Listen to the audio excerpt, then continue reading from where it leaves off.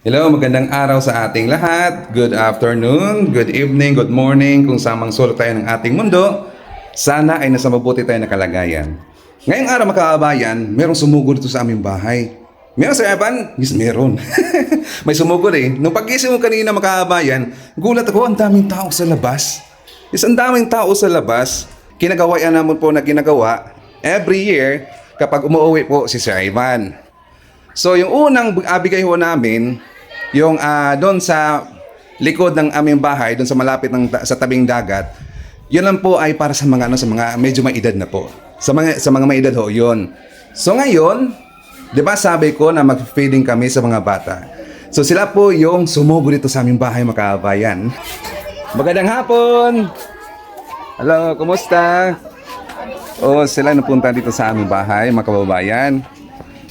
Yan, so namigay yung asawa ko. Yan.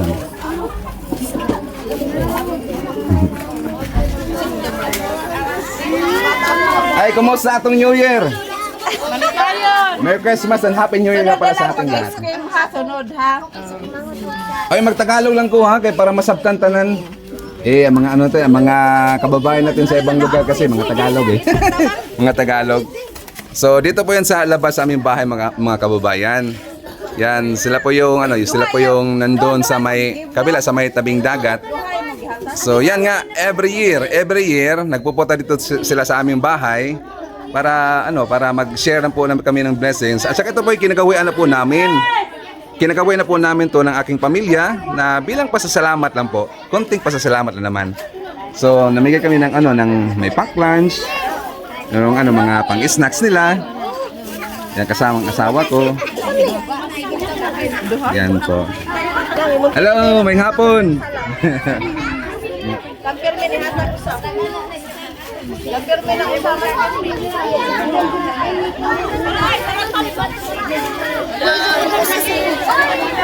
Yan. So, thank you nga pala sa ating mga solid viewer na lagi pong nasusubaybay po sa ating channel. Every day, thank you po na sinubaybayan nyo lagi ang mga balita ni Sir Ivan tungkol po sa politika, sa mga nangyayari sa bansa natin, sa mga nangyayari po sa gobyerno natin at mga totoong nangyayari. Yan, sa mga nagbibigay sa atin ng super thanks, yung pampakulay, pampakapi kay Sir Ivan. So ito po yun. Ibibigay natin, isi-share natin. At saka sa nabigay nga pala ng GCash, may nabigay ng GCash eh. Pero hindi nanghingi si Sir Ivan ha. Hindi po nanghingi si Sir Ivan. At saka meron po nabigay sa atin ng GCash. Thank you so much nga pala doon sa mga nabigay po ng GCash. You know who you are. Saka hindi lang po natin po isa-isahin. Yan. So. Hello, kumusta?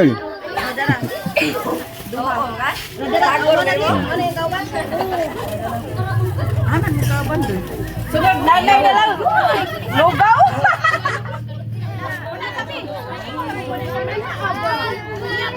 Kau na papel. Oh. Isugo nila. So, pakoy kalig ilis. Iya, plastic. Hello.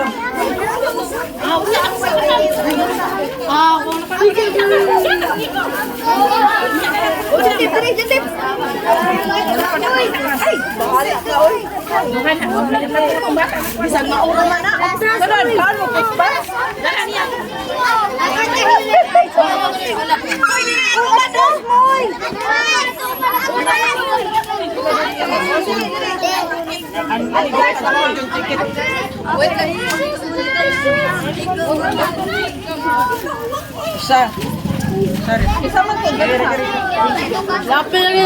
Ay, sorry kayo nga, nalit-late gamay ha. Nalit gamay kay bagor mi mata. Kaya gising ko lang eh. Oh. Yan, shoutout nga pala sa lahat. Yan sa mga Gilnatics, sabi na Gilnatics daw eh. Hey!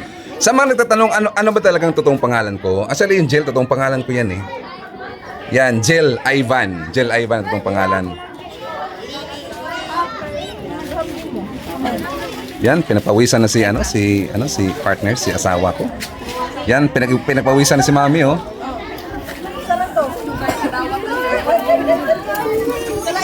Sige,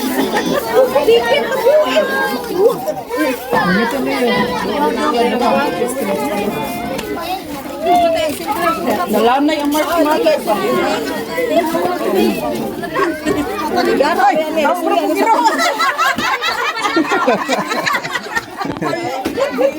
Siyempre, humingi ng ano ng party yung iro. Oh, ano yung mga aso na hingi rin ng party yun eh.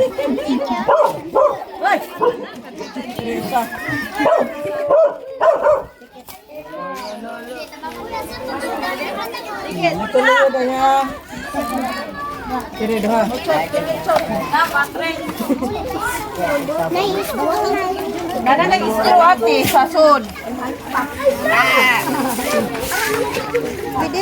Isa.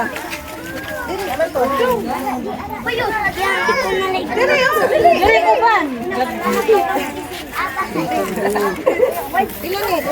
Sila mo po ako dito sa Hello, Nay. Happy New Year, Nay. Sunod na mo halo. Kay Nanay. Oh, ang dami mga bata doon, oh. May mga bata pa doon, oh.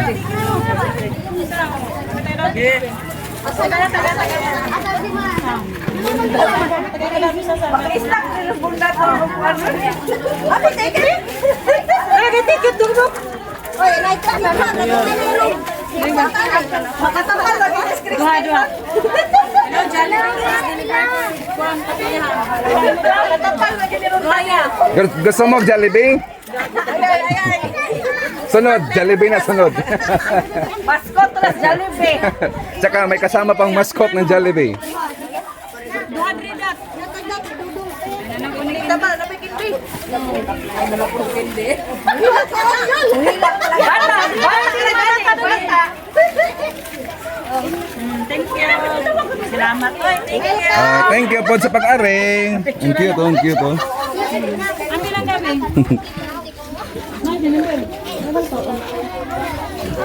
Tama lang ba mo lang? Ha? Basta mo ka pa Pinakit ko ng pitagin po sa. Diha na lang. Sana lang. Yan. So, sa tuwing nagpupunta ako doon mga kababayan sa may tabing dagat, sila yung mga pinapupuntahan ko. Nagtatambay ko doon eh. Oo, mababait. Saka okay sila kausap. Masarap silang kausap. Parang gusto na saya lang, tawa-tawa lang, joking lang. Walang problema. Ang problema dito yung mga DDS lang naman eh, mga reklamador yun eh. Ang mga DDS lang po yung mga reklamador. Di ba mga kababayan? Reklamador talaga yung mga DDS eh. Sige lang. King! Sige. Yan, so ano tayo? Compress. Hello, Mami. How are you, Mami? Kumusta na, Mami? Yan, si Mami, oh. Pinapapawisan si Mami. Yan, sila si Jocelyn. Yan, si Mama. Yan, si Mama. Gusto niyo makita sa YouTube? Oh, marami makita sa inyo. Mga millions. Then magpasalamat po kami sa inyo sa pag-ari dire. Nagpasalamat po kami sa inyo sa pag-welcome ninyo sa Amua dire sa inyong lugar. No, then Merry Christmas and Happy New Year. Thank you. Thank you, ang babait ninyo. Next time na po. Next time, Jollibee next time. Oy, nanay na po. Oh, nanay na po next time. Bugas. Dilata, noodles. Oh, sige. Yeah, thank you. Bye-bye. Thank you. Dito. Thank you po. Bukara po natin.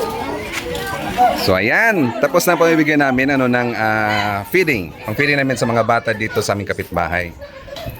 Yes, so every year, yan po laging ginagawa ni Sir Ivan dito. Bilang pasasalamat lang, then pagbibigay po ng konting blessings, mga share ng blessings sa atin. So yan. Okay, so thank you so much po sa panonood.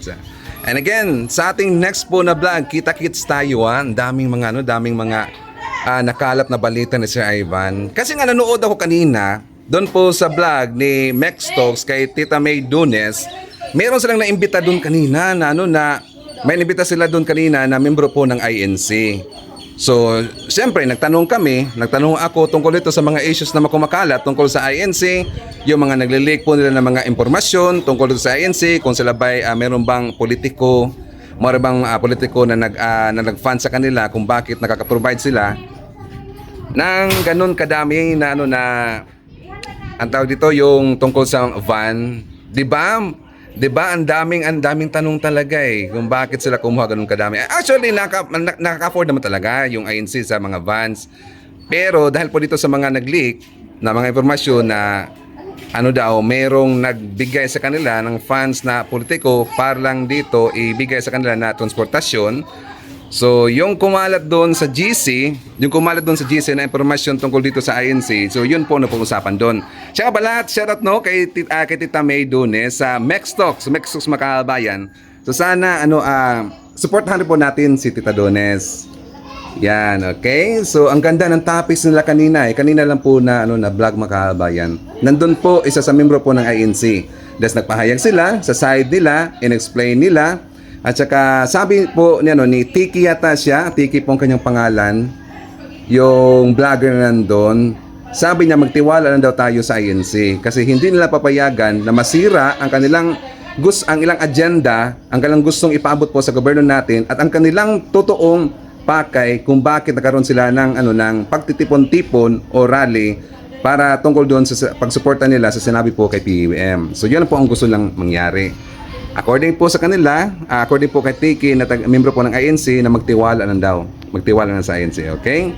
Sabi ko sa kanya, wala naman kami problema na sila po ay nagrarally na hindi tungkol sa sinabi po ni PBBM na hindi impeach si Sara Duterte.